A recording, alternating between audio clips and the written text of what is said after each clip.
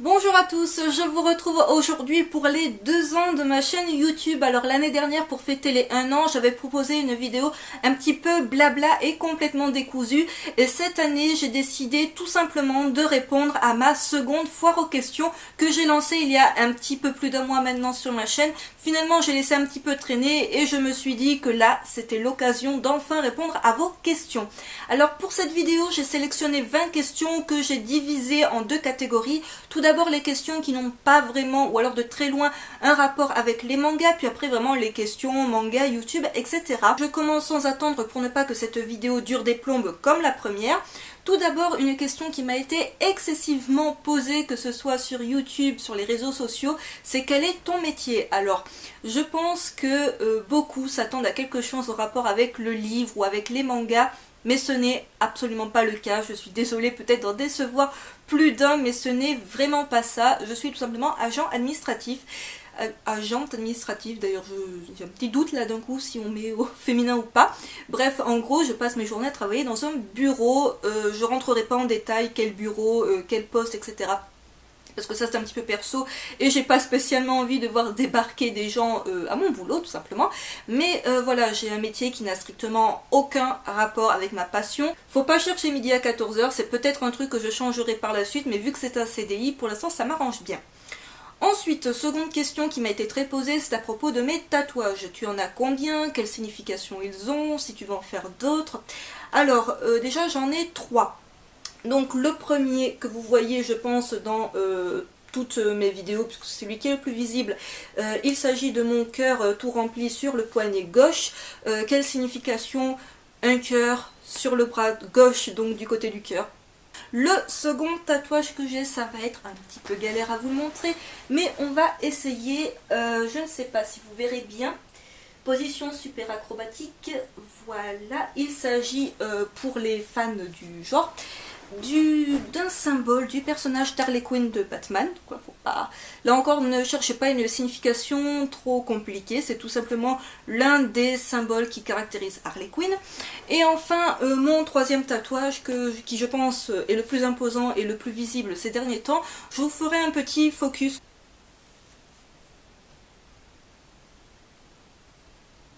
Alors voilà, tout simplement 2 roses avec un papillon.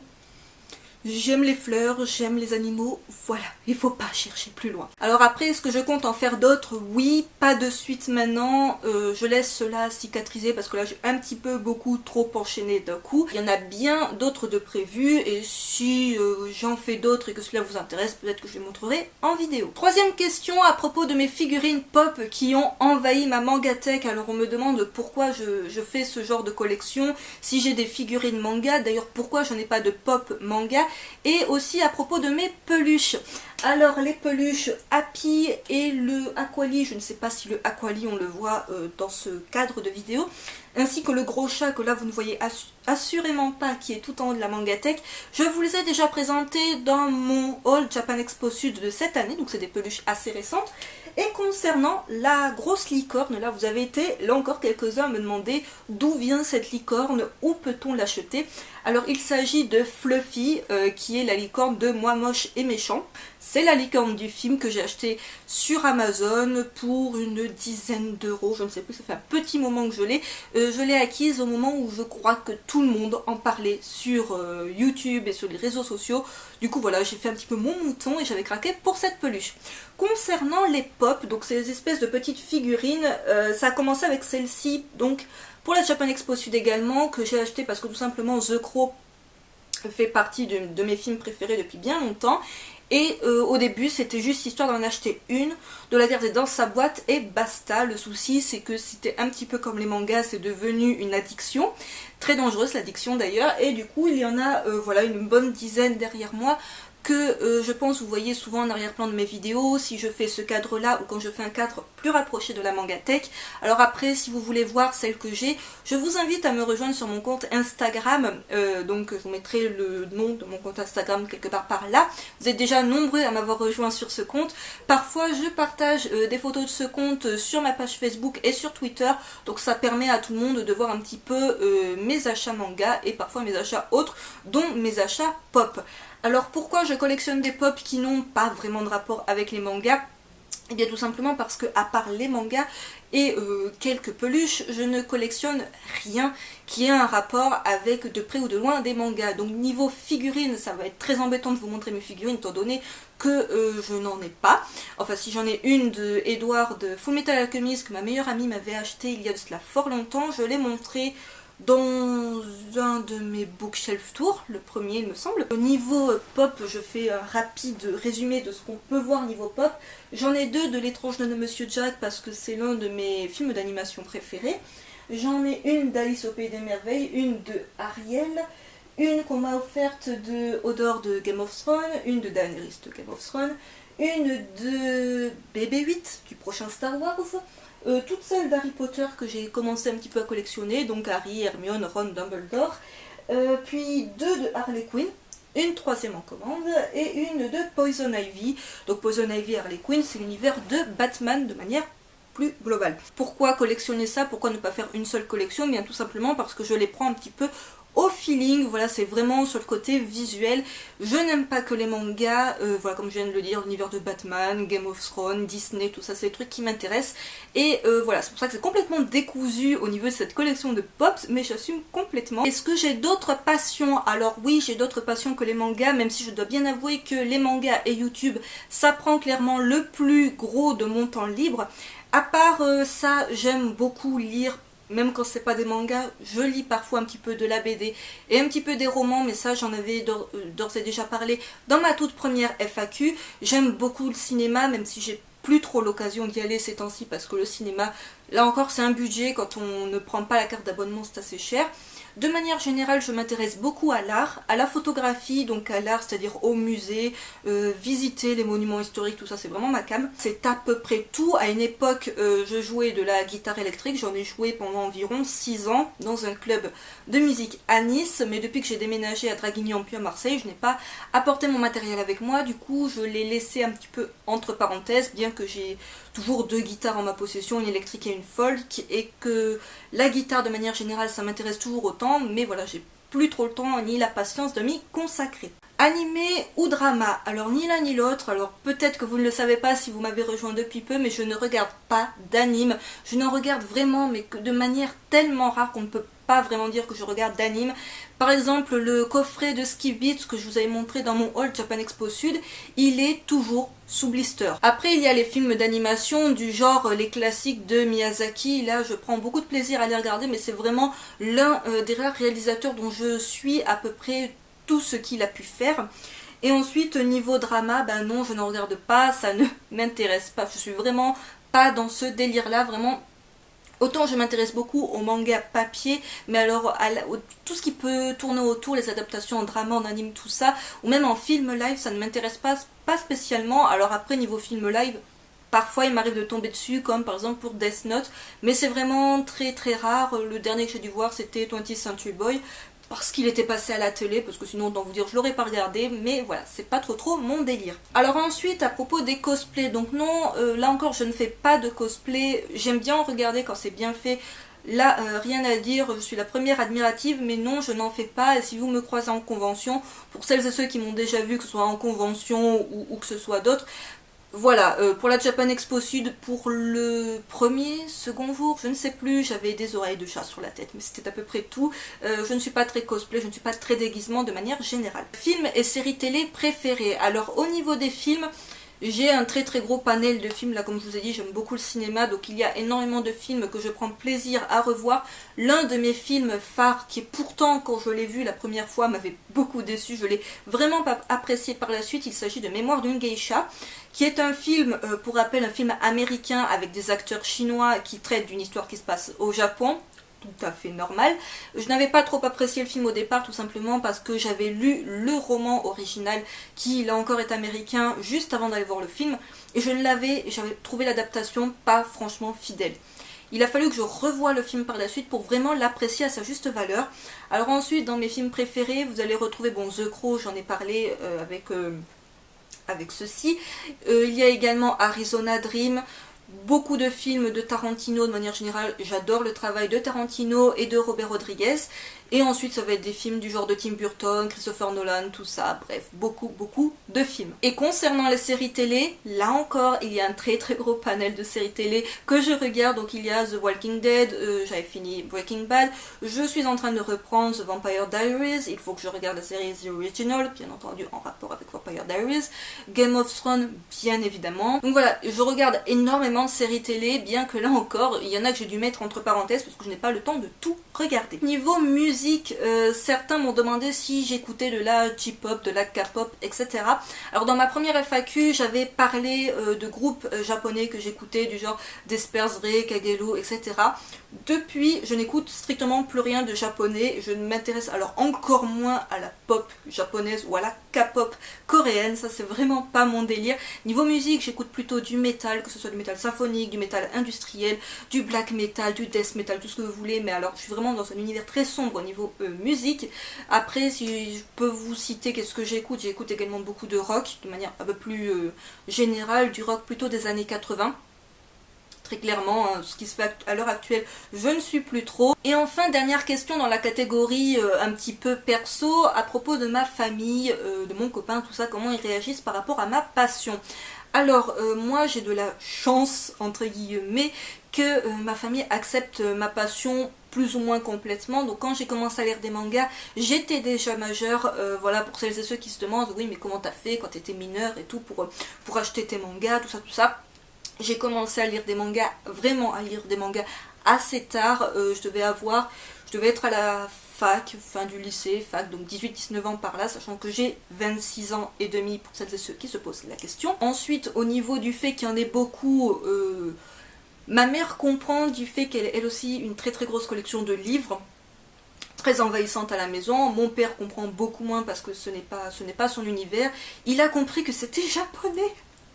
Il a compris que c'est japonais, c'est déjà magnifique. Il a compris que ça s'appelait des mangas, il a compris que ça se lisait dans le sens inverse. Bon, mon père comprend des trucs, c'est génial, alors que ce n'est vraiment pas de sa génération. Après, concernant mon copain, donc quand je l'ai connu, j'étais pas encore à fond dans les mangas. Je commençais à en avoir, mais pas que. Mais quand on s'est installé à Draguignan, il commençait à en avoir déjà pas mal. Et quand on a déménagé pour Marseille, pour celles et ceux qui se posent la question du déménagement Draguignan-Marseille, ça s'est fait en beaucoup d'allers-retours en voiture, dans une pauvre petite voiture qui a heureusement tenu le coup.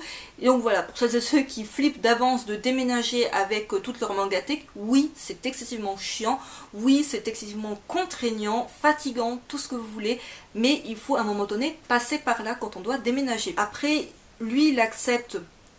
Il y a des moments où il trouve que ça prend beaucoup trop de temps dans ma vie, bon bah ça c'est mon choix. Mais du moins il l'accepte jusque là. Après, est-ce que j'ai réussi à contaminer ma famille avec les mangas? Pas vraiment. Donc mes parents, voilà, ma mère lit des romans, mon père ne lit pas, donc c'était pas vraiment eux que j'allais convaincre avec les mangas. Mon copain s'y est un petit peu mis, il en lisait déjà un tout petit peu au moment où on s'est mis ensemble, donc des séries du genre Kenshin, Devil, tout ça. Depuis que tout cela a envahi la maison, depuis du moins qu'on est sur Marseille, il a commencé un petit peu à en lire, du genre l'Attaque des Titans, Terraform Mars et les logs de One Piece. J'ai de la chance de ce côté-là, c'est que ma famille l'accepte relativement bien, même s'ils trouvent que parfois ça prend un petit peu trop de temps et de place et de budget dans ma vie. Après, voilà, jusque-là, il l'accepte, j'ai pas eu de, comment dire, vraiment de mise à l'écart ou de rejet de la part de ma famille par rapport à cela. Je passe à présent à la partie question un peu plus sur YouTube et sur les mangas. Alors même s'il n'y en a pas énormément comparé à toutes les questions que j'ai reçues sur les mangas, mais vraiment je pense que je ferai des fortes questions spéciales sur les mangas parce que il y aurait trop à dire. Donc tout d'abord, pourquoi ce pseudo Lin Sotaku? Alors, ça va être hyper original, vous allez voir. Lins, pourquoi? Parce que mes potes à l'époque m'appelaient plus ou moins comme ça, vu que mon prénom c'est Céline, hein, au cas où il y en aura qui n'aurait pas encore compris. Et Otaku, je ne le suis pas vraiment, donc là c'est le pourquoi du comment de la chose. Et bien quand j'ai créé mon blog, parce que j'ai créé... Vous savez, ce blog qui est complètement à l'abandon, et pourtant j'ai repayé, parce qu'en fait c'est un blog, c'est un site qui est payant. J'ai repayé pour qu'il soit encore fonctionnel cette année, enfin l'année 2016. Je cherchais, alors je voulais qu'il y ait Lins dedans, qu'il y ait mon prénom. tout simplement. Et je cherchais quelque chose à rajouter, alors ça pouvait être Lins, mes lectures manga, quelque chose comme ça, mais je voulais un pseudonyme, et c'est mon copain qui m'a suggéré Otaku. Voilà. Alors après, faut pas chercher le pourquoi du comment, pas autre chose, ou est-ce que peut-être je changerai de pseudonyme. Pour l'instant, celui-ci me convient, il est simple, il est court, tout le monde a l'air de retenir. Donc voilà. Seconde question dans la catégorie manga et compagnie. Ta maison d'édition préférée est celle que tu détestes le plus. Alors ça, c'est ce qu'on me pose assez souvent. Préférée, je n'en ai pas vraiment. Voilà, du moment où une maison d'édition fait bien son travail, c'est-à-dire que la qualité du papier suit, la qualité de la traduction suit, son catalogue m'intéresse, ses prix ne me font pas faire des yeux comme ça, hein, voilà. En principe, j'ai rien à redire. Alors après, je commence à m'intéresser à des maisons d'édition que j'avais laissées un petit peu de côté depuis quelques temps. Je pense notamment à Casterman, Le Lézard Noir et les éditions Imo. Donc c'est des maisons d'édition qui font pas ce que globalement le gros public suit. Vous allez plus suivre, je pense, des mangas de chez Kana, Pika, Glénat et compagnie. Eux, c'est vraiment plus particulier, c'est vraiment un catalogue des fois plus adulte, plus violent, mais du moins un petit peu plus extraterrestre par rapport à ce que l'on voit globalement dans les autres maisons d'édition, et je me rends compte que j'ai pas encore assez exploité ce que proposent ces maisons d'édition, et surtout le catalogue de Casterman. Voilà, j'ai vu par exemple Sansu qui me fait de l'œil depuis un petit moment, que je vais commencer au mois de novembre assurément. Alors après, je vous ai déjà présenté par exemple Area 51 chez Casterman. Bref, il n'y a pas énormément de choses qui sortent chez eux, mais voilà, ça attire un peu ma curiosité plus que finalement ce que les grosses maisons d'édition proposent, toujours plus ou moins. Alors après, la maison d'édition ou les maisons d'édition que je déteste, voilà, à un moment donné, on va reciter Panini parce qu'il faut bien citer Panini dans cette vidéo. Voilà, je pense que j'en avais parlé dans ma toute première FAQ. Alors, pourquoi tant de haine vers Panini? Parce que je sais qu'il y en a qui me rejoignent à peine sur ma chaîne et qui ne comprennent pas pourquoi, qu'est-ce qui se passe avec Panini, j'ai pas suivi le délire. La qualité ne suit pas, le prix ne suit pas par rapport à la qualité. Côté traduction, c'est désastreux. Et alors en plus, ils ont la fâcheuse manie d'arrêter énormément de leurs séries en cours. Et quand ils ne les arrêtent pas, ils les mettent en pause indéterminée, même si la série elle est terminée depuis 3 plombes et elle a super bien fonctionné au Japon, eux, d'un coup, ils l'arrêtent. Donc si vraiment il fallait citer le vilain petit canard niveau maison d'édition, ça serait Panini. Alors après, malheureusement, pour nous, c'est qu'ils ont des bonnes licences, du genre au mois de novembre, je vais bien évidemment craquer sur Katsai. Merci Shana d'ailleurs à ce sujet, parce que c'est un petit peu à cause de toi que je commence Katsai, parce que tu en as parlé super bien sur ta chaîne. Je vous mettrai le lien de sa chaîne dans la barre d'infos si jamais vous ne la connaissez pas encore. Ton budget manga, alors ça c'était un petit peu la question qu'il fallait pas me poser pendant des mois et des mois, surtout quand j'avais fait ma première foire aux questions. C'était un petit peu le coup de gueule en vous disant mais ça ne vous regarde pas à un moment donné. Donc là je vais pas vous sortir un chiffre pour cette vidéo parce que je n'en ai pas, tout simplement. Je n'ai pas de budget manga, je ne me fixe pas de budget tout court dans ma vie. Comme je l'ai dit, j'ai un salaire qui tombe tous les mois, qui me permet de payer mon loyer, mes factures, mes courses, mes besoins autres que livres. Et après, plus ou moins tout le reste, ça part dans les mangas. Voilà, il y en a pour qui ça va partir dans les clopes, il y en a ça va être les voyages, il y en a ça va être les fringues, le maquillage, ce que vous voulez. Moi, c'est les livres, ça a toujours été ça depuis pratiquement que je travaille, donc ça fait déjà quelques temps. Et puis voilà, tout simplement. Je reprends où j'en étais avant que ma carte mémoire décide que non, il est dimanche, je saoule à parler et du coup elle préférait faire une pause. Est-ce que tu comptes revendre certains de tes mangas? Alors oui, c'est bel et bien prévu. Il y a encore quelques mois, je vous aurais dit que non. Dans ma première FAQ d'ailleurs, j'avais dû dire que non, mais là je me rends compte que je commence à stocker des titres pour rien du tout, puisque tout simplement ce sont des séries que je n'ai pas aimées, que j'ai arrêtées, qui sont inachevées. Parfois j'ai juste le premier tome et je me demande encore pourquoi j'ai ce foutu premier tome. Donc je compte bel et bien revendre certains de mes mangas. Je ne sais pas encore par quel moyen, je pense plus vers avec Le Bon Coin, mais je ne sais encore vraiment pas. Virginie, j'ai bien retenu ton conseil de ne pas passer par Gilbert Joseph, voilà. Peut-être demander à certains libraires ou voir sur certains sites qu'est-ce qui est le plus intéressant. Ce n'est pas encore fait, voilà, j'ai pas encore fait la liste, mais c'est bien prévu. Combien as-tu de mangas? Mais ça c'est une question qu'on doit me poser, allez, peut-être pas tous les jours, mais pratiquement, et qu'on m'a posé à de nombreuses reprises en question pour cette seconde foire aux questions. Je vais arrêter avec ça, ça fait trop de lumière. Alors, cette question, je ne la comprends pas trop. Alors, tout simplement parce que sous chacune de mes vidéos, je vous le répète, il y a une barre d'infos. Dans cette barre d'infos, vous avez le lien de mon blog, de ma page Facebook, de mon compte Twitter, bientôt je vais mettre mon compte Instagram, mais il y a aussi un lien collection qui vous renverra sur Manga Sanctuary. Vous n'allez pas voir la barre d'infos qui pourtant est toujours la même, est toujours bien remplie, même sans aller sur la barre d'infos, quand vous allez sur la page présentation en fait tout simplement de ma chaîne, vous avez le petit lien Manga Sanctuary avec ma collection. Et pour celles et ceux qui sont curieux et qui ne sont pas spécialement fans de Manga Sanctuary, vous pouvez aller sur Manga News et me retrouver sous le pseudonyme de Shinzo. Et à l'heure d'aujourd'hui, donc quand je tourne cette vidéo, je suis à un peu plus de 3800 mangas. Autre question qui revient bien trop souvent à mon goût, quel est ton manga favori et ton top 10 incontournable? Alors j'y réponds une énième fois, je n'ai pas de réponse réelle à donner à cette question, tout simplement parce que je pense qu'il n'est pas possible quand on a lu autant de choses, alors pourtant je peux vous assurer qu'il y en a qui ont lu vachement plus de choses que moi, c'est juste pas possible de ne retenir qu'une ou même 10 séries. Pourquoi? Parce qu'il y a des titres qui vont vous marquer à une époque, ça va être genre votre top absolu, et quelques années après vous allez vous dire mais qu'est-ce que j'ai pu trouver à ce truc-là, sans déconner, c'est bourré de défauts, tout ça. Vraiment, il y a les coups de cœur du moment, il y a les tops de l'année, ça je continuerai de les faire. Au mois de décembre, vous aurez comme l'année dernière et comme l'année d'avant, les vidéos top, shoujo, shonen, seinen, voilà, tout ça, ça je continue de le faire une fois par an. Donc voilà, il y a mes petits chouchous, je vous le dis assez régulièrement, du genre de Moonlight Act ou d'Enfer et Paradis, tout ça, mais bon, ça je vous en parle tellement qu'au moment donné, je pense que c'est rentré dans la tête de tout le monde, mais voilà, je peux pas vraiment faire ce genre de top, ou vraiment, alors choisir un manga favori, et la question aussi qui est pas dans cette liste, mais qu'on m'a très souvent posée, c'était le genre, mes personnages préférés. Je ne m'attache pas vraiment aux personnages des mangas, ça il faut bien le savoir. Il y a des personnages qui vont vous marquer dans l'histoire, qui vont vous marquer sur le moment, qui vont vraiment vous faire ressentir une émotion, tout ça. Mais alors après, sur la durée, je lis tellement d'histoires en même temps que retenir un personnage pour telle ou telle raison, c'est pas vraiment possible. Comment choisis-tu tes mangas? Comment tu choisis tout simplement ce que tu vas acheter? Alors je sais que ça peut être super compliqué quand on se lance à peine dans le manga, on voit des tas et des tas de nouveautés partout, on voit des gens qui vous font des tas de suggestions, mais vous ne savez pas quoi prendre et ne pas prendre dans tout cela. Il faut vraiment se créer, je dirais, sa propre culture manga. Ça peut commencer très simplement par du Dragon Ball, du One Piece, du gros shonen neketsu classique, ou vers quelque chose de beaucoup plus atypique. Personnellement, comment je l'ai choisi? Alors déjà, je ne vais pas au pifomètre à la FNAC ou à l'entre du Snorgler. Je vais dans ce genre de magasin avec une liste, parce que vraiment j'ai un fichier Excel. Un fichier Excel, n'importe quoi. C'est pas Excel, putain, je travaille dessus. Un fichier OpenOffice.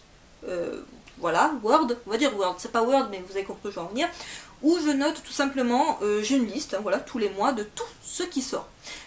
Comment je fais cette liste? Eh bien, tout simplement, je vais sur Manga News, je clique sur Planning, et puis il y a le planning de tous les mois avec toutes les sorties, voilà, c'est tout bateau, et je recopie les séries que je suis, je note en rouge les séries qui se terminent, en gras les séries qui débutent, hein, voilà, les tomes 1 ou les one-shots.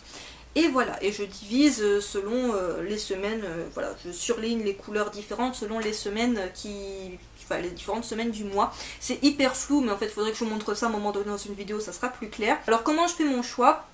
Tout simplement, déjà je vais regarder quelle est la maison d'édition qui l'édite. Si c'est du Panini, je passe sans hésiter, à part vraiment voilà, le coup de Katsai, parce qu'ils ont, voilà, ils ont des putains de licences qu'on peut pas passer à côté. Mais voilà, à part vraiment les gros classiques comme ça, et Enfer et Paradis, le reste on oublie. Ensuite je regarde au niveau du mangaka, parce qu'il y a des mangaka, je pense, Sasumi Kakizaki, Shunji Ito, Ainyo Asano, tout ça, c'est des titres, enfin des mangaka. De suite, dès qu'ils vont sortir quelque chose de nouveau, je vais pas spécialement acheter, mais je vais m'y intéresser. Il va y avoir également le visuel de la couverture qui va faire ou pas son petit effet. Voilà, mais alors après, parfois il y a des couvertures, on passe à côté, on se dit pourquoi. Genre Love in the Hell, dont je vous ai parlé il y a pas très longtemps. Les couvertures sont mochissimes, enfin faut dire ce qui est, c'est pas vraiment très attrayant. Et pourtant, j'ai passé un bon moment de lecture avec les 2 premiers tomes et j'ai vraiment hâte de découvrir le 3e tome. Donc il y a un petit peu de tout ça, mais il y a surtout le synopsis. Et ça va faire beaucoup parce que quand on a lu plus de 3000 mangas, à un moment donné, on va devenir super exigeant. Pas spécialement sur les dessins, ça je veux bien dire, au niveau dessin, je lis des trucs vraiment qui peuvent être très différents au niveau des graphismes. chaque auteur a sa patte, il y a vraiment des trucs qui vont vous provoquer une émotion, il y en a, les dessins ils sont pas top, mais il y a un scénario en béton armé derrière, donc vous allez continuer pour ça. Donc ça va être vraiment le synopsis. Est-ce que le synopsis m'intéresse? Est-ce qu'il arrive à me vendre du rêve, à me donner envie de découvrir le manga? Est-ce que c'est un truc que je risque d'avoir déjà lu? Donc c'est à peu près comme ça que je choisis mes mangas, c'est beaucoup par le scénario, un petit peu par les couvertures, les dessins, parce qu'il faut bien dire que ça joue fatalement à un moment donné. La maison d'édition, après je suis pas trop à regarder spécialement le prix, bien que quand ça soit vraiment cher, je me pose la question du est-ce que c'est vraiment essentiel ou pas. Je me renseigne bien évidemment sur le nombre de tomes au Japon, ou en Corée, ou en Chine, hein, selon ce que je commence. Si la série est toujours en cours, ça va un petit peu me rebuter, à moins vraiment que ce soit un truc que je veuille absolument. Donc je privilégie les séries en ce moment courtes ou les séries terminées, mais vraiment j'essaie de m'orienter vers un truc un petit peu différent, comme je l'ai dit avec Casterman, tout ça, que ce que je faisais ces derniers temps. Est-ce que tu as des nouveaux concepts de vidéos? Alors là, de suite dans l'immédiat, non. Voilà, je pense que j'ai déjà lancé pas mal de concepts en cours, les concepts des What's New qu'il faudra que je reprenne un de ces quatre, les concepts Naked Manga, que vous avez beaucoup apprécié le premier épisode Naked Manga que j'avais fait. Je compte bel et bien en faire d'autres, hein, j'ai pas laissé le truc tomber, mais le truc, bah, c'est que j'ai tellement d'autres vidéos à faire que du coup ça laisse un petit peu moins de place pour le reste. Ensuite, je continue à faire un book haul par mois, des fois deux quand j'ai des nouveautés par exemple je vais à Gilbert Joseph ou je vais à la Fnac de Nîmes, voilà, ça fait qu'il y a un second book haul dans le mois. Et puis voilà, je continue mon concept des lectures en cours, il va y en avoir pas mal au mois de novembre, accrochez-vous, il va y avoir pas mal de lectures en cours, les découvertes manga, les chroniques quand les séries sont terminées ou quand j'ai pas mal de tomes à vous présenter. Et puis voilà, les tops comme je l'ai dit à la fin de l'année, et c'est à peu près tout. Moi, grosso modo ça va être ça. Est-ce que j'ai prévu de faire des meet-up? Alors on m'avait déjà posé la question pour la première FAQ et j'avais dit non, parce que tout simplement je ne me vois pas faire de meet-up. Et pour celles et ceux qui me connaissent ou qui m'ont déjà croisé, que ce soit en convention, à l'antre du Snorgle ou quoi que ce soit, je suis une personne excessivement timide, excessivement réservée, donc du coup me planter dans le décor avec des gens qui viennent, même si c'est pour papoter, même si c'est voilà en toute amitié, tout ce que vous voulez, non. À un moment donné, ça va rien donner de super très intéressant, ça va être juste moi dans un coin recroquevillé à ne rien dire. Donc peut-être faire un meet-up après à plusieurs youtubeurs, pourquoi pas, mais moi toute seule, non. Après, si vous me croisez en convention, vous pouvez venir me parler, voilà, il y en a qui l'ont déjà fait. Je vais pas non plus vous envoyer bouler, je crois que j'ai jamais envoyé bouler personne, du moins jamais envoyé bouler un abonné, je pense pas. Après, pour celles et ceux qui peut-être iront au Hero Festival de Marseille, je vais le dire la semaine prochaine, parce que quand je tourne c'est la semaine prochaine, mais samedi 7 novembre, j'y serai. Alors j'y serai avec mon copain et j'y serai peut-être avec Virginie, que je croiserai à un moment donné. Donc voilà, si vous me croisez, n'hésitez pas à venir me faire un petit coucou, ça fera de vous plaisir. Ensuite, est-ce que je prévois de faire des swaps ou des collaborations avec des youtubeurs? Alors là encore, ce n'est pas spécialement prévu. Alors une collaboration, on va dire plutôt une vidéo à deux. Avec Virginie, c'est bel et bien prévu, mais ça ne sera pas en rapport avec des mangas, ça serait de la bouffe. Voilà, on a prévu de faire une vidéo dégustation, on ne sait pas trop encore quand. Il faudra qu'on se revoie courant le mois de novembre et qu'on décide quand est-ce qu'on fait ça. Ça sera pas du Candy-san, mais ça sera de la nourriture théoriquement Jap. Enfin, je crois que c'était ce qu'on avait dans l'idée. Après, on m'a dit, est-ce que tu ferais des swaps? Parce que les swaps, ça a l'air de super bien marcher sur YouTube. Je n'ai pas prévu ce genre de vidéo. Après, à voir avec voilà, par exemple, comme on avait dit, avec Selvarion, tout ça. Pourquoi pas, mais pour l'instant, ce n'est pas au programme du jour, là, de suite, maintenant, quand je tourne cette vidéo. Et il faut bien savoir que les collaborations avec les youtubeurs, c'est bien gentil, c'est bien mignon, mais quand on n'est pas dans la même ville, et quand on n'a pas le même rythme de travail et de vie, tout simplement, bah, c'est assez compliqué d'organiser quoi que ce soit. Je sais que ça plaît, les vidéos où les gens voilà, font des vidéos à deux et tout. J'espère pouvoir en faire une avec Virginie cette année.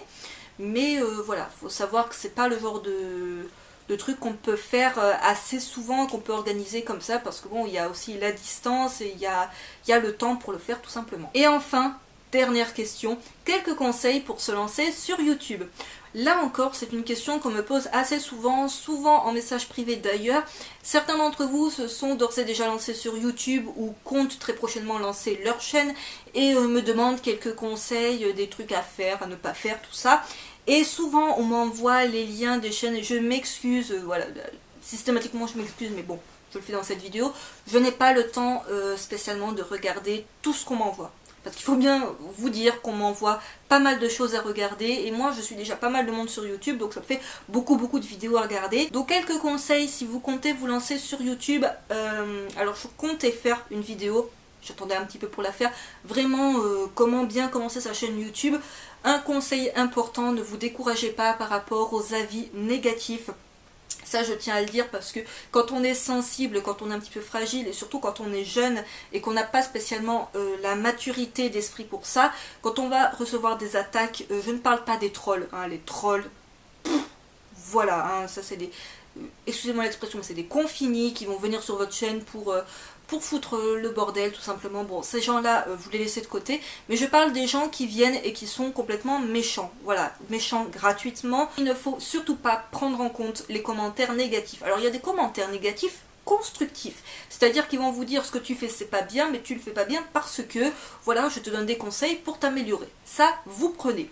Vous prenez avec modération tout de même, selon de qui ça vient, parce que là encore, il y en a, ils se... Voilà, hein, vous prenez cela avec modération, vous prenez le positif, ça c'est toujours bon à prendre, hein, tous les petits commentaires de soutien, les petits trucs sympathiques et tout, vous prenez, ça vraiment vous gardez pour vous. Tout ce qui est commentaires, alors les pouces, voilà, les pouces comme ça, on s'en fout. Ça vraiment, je sais même pas pourquoi je te laisse active sur ma chaîne, mais complètement, c'est pas le genre de truc qui m'intéresse de voir, ah tiens j'ai eu 3 pouces noirs sous telle vidéo, je m'en contre-fou, vous n'imaginez pas à quel point. Donc vraiment, sachez faire la part de la réalité et de ce qui va être virtuel. Parce que YouTube, c'est du virtuel, c'est Internet, tout ça, vous coupez l'ordinateur, vous coupez le téléphone, ça n'existe plus.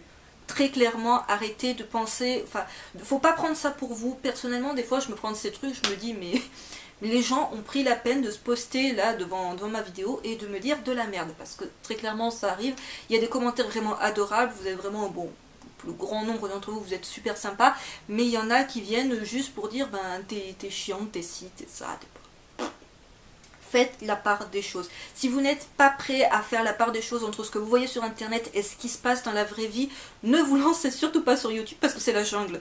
C'est la jungle depuis déjà un petit moment, donc voilà, faut vivre avec ça. Sachez bien que plus on devient famous, on va dire vite, sur YouTube, donc c'est-à-dire plus la communauté augmente, plus malheureusement, ça va également augmenter du côté négatif. C'est comme ça, c'est un juste équilibre. Niveau autre conseil que je peux vous donner, c'est de préparer votre sujet, de vous faire des notes, quitte à les lire pendant la vidéo, d'essayer de vous trouver un cadre un petit peu sympa, niveau lumière. Après, niveau matériel, ben, je sais, chacun fait avec ses moyens, mais je vous déconseille vivement de filmer avec une webcam, parce que niveau résultat, ou même avec un téléphone, bon, peut-être pas avec celui-là, mais de ne pas tourner avec un téléphone, parce qu'au niveau du son, je peux vous assurer qu'une vidéo où on n'entend que dalle, vous allez avoir des commentaires rien qu'à ce sujet, et j'ai connu ça à une époque, donc je sais de quoi je parle. Alors après, voilà, essayez de ne pas copier ce qu'on voit déjà sur YouTube. Vous pouvez reprendre certains concepts, certaines idées et tout, mais ne calquez pas exactement ce que vous faites sur un autre youtubeur. Ça va se voir d'emblée, surtout si la personne que vous choisissez est un tout petit peu connue, et ça risque de jouer contre vous. Alors après, le truc c'est de s'amuser, de vraiment prendre plaisir à ce qu'on fait, de ne pas le faire sur contrainte, et voilà. Après je ferai vraiment, je pense, une vidéo un peu plus détaillée sur qu'est-ce que je vous conseille pour vraiment bien lancer une chaîne YouTube. Ainsi s'achève cette seconde foire aux questions qui, j'espère, sera un peu plus courte que la toute première que j'avais lancée sur ma chaîne. J'espère qu'elle vous aura plu. Je vous retrouve très vite pour une prochaine vidéo. Bye!